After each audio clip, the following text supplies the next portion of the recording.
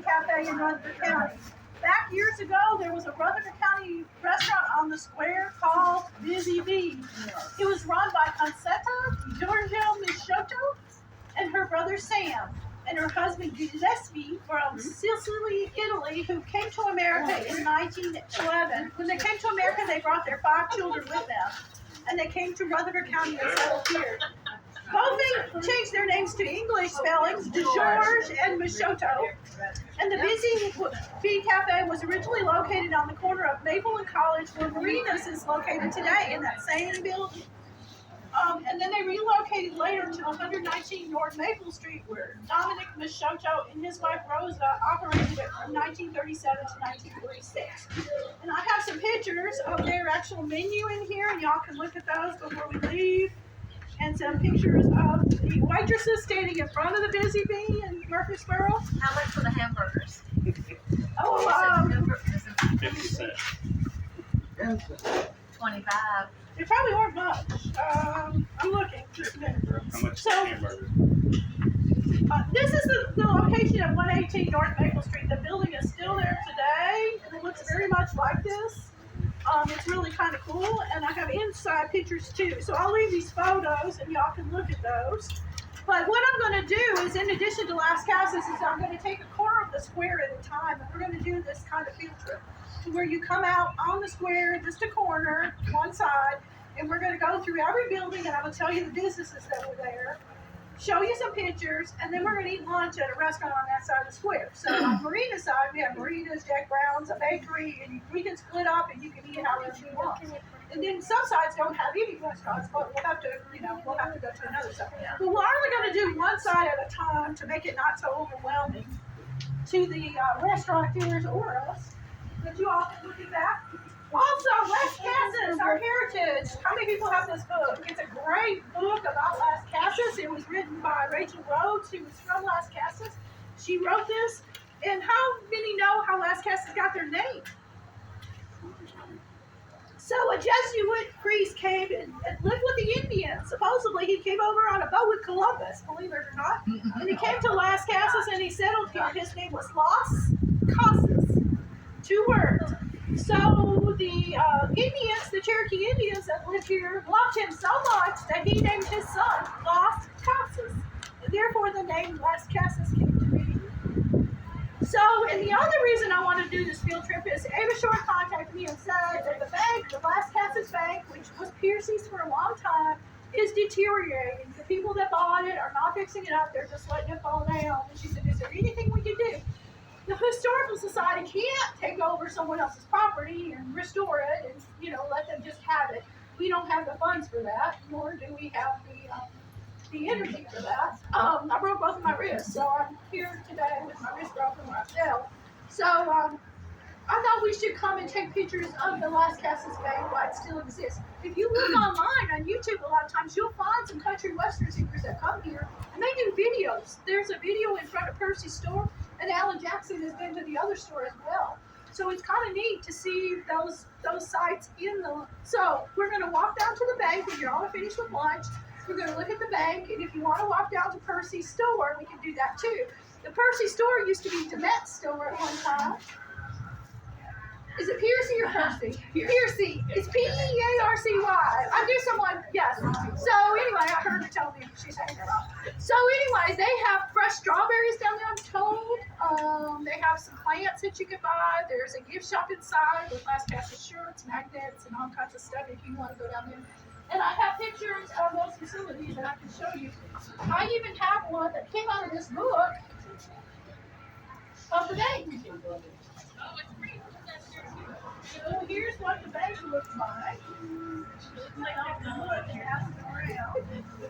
This is the actual bank when it was a bank. Isn't that cool? That looks just, yes. And on the top of this is a copy of checks, and you can see that there's a Lascassas Bank and Trust. So there's Murfreesboro Bank and Trust, there was a Christiana Bank and Trust, and there was a Lascassas Bank and Trust. All. So, who knows who started the Lascassas Bank and Trust? The Lowrys were the first one to move there. That Lowry name sounds familiar because they were at Pinnacle. They were at Calvary Bank. they work for Bank and Trust. Yes. Lowrys were the first ones that worked there. In 1913, the bank opened for business in Lascassas. It had a vault. It has a vault, but it does not have running water or a bathroom. So they use bathroom outside. So that's been a problem for them to restore and save that building because there's no place to use the bathroom.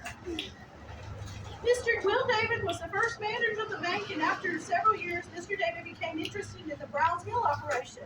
Now, Browns Mill, our past president, Pettis Reed, his wife was a McGilroy. Her parents owned the Browns Mill. So he has a connection to Lascassas.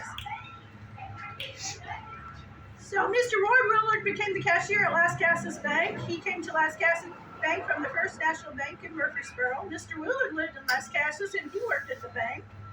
Then he moved to Milton on a farm and commuted to Lascassas Bank to work. So that's a long ride from Lascassas here. Mr. Willard continued his manager job from 1926 to 1934. Mr. Willard was his assistant. Mrs. Willard was his assistant and helped every evening. When she was sick and in the hospital, she continued on the banking for 30 days. In 1918, Mr. Robert House Donald, who knows that name, he started the first, the bank that used to be where Calvary Bank is. Now, what was it called? Isn't it Pinnacle? No, before Pinnacle, before Calvary, Commerce Union?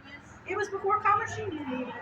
It was a Federal Savings and Loan, the Murfreesboro Federal Savings and Loan. He worked there. I have a portrait of him that's going to go in the museum that was donated by his family. He was from Lascassas. And so he had a farm out here as well as he ran the bank. Mrs. Mary Short was manager and operated the bank from a period from 1938 to 1945. Mr. Ed C. Lowry, there's the name, became manager at the Lascassas Bank in 1945. One morning, he discovered the bank had been robbed. A man had used nitroglycerin to blow the door off the vault. There was no damage done at the bank. The blast disturbed the lock boxes on the shelf, but nothing else was missing. There was quite a bit of excitement in the Lascassas when the FBI came to investigate from Washington. So, that's all I have for you. There's Percy's general merchandise.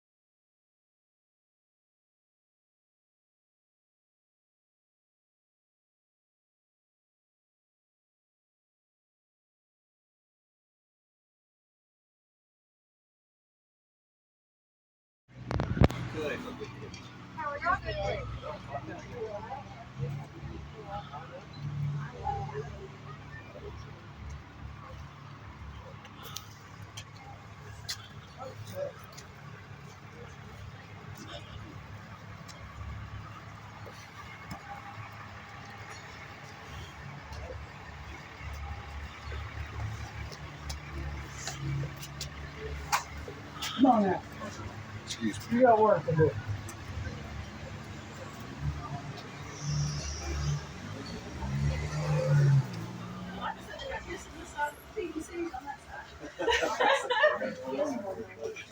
Yeah. Well, there's been a food drive this morning, and then that big cafe is, of course, I kicked off last Saturday. It does smell All that stuff out there.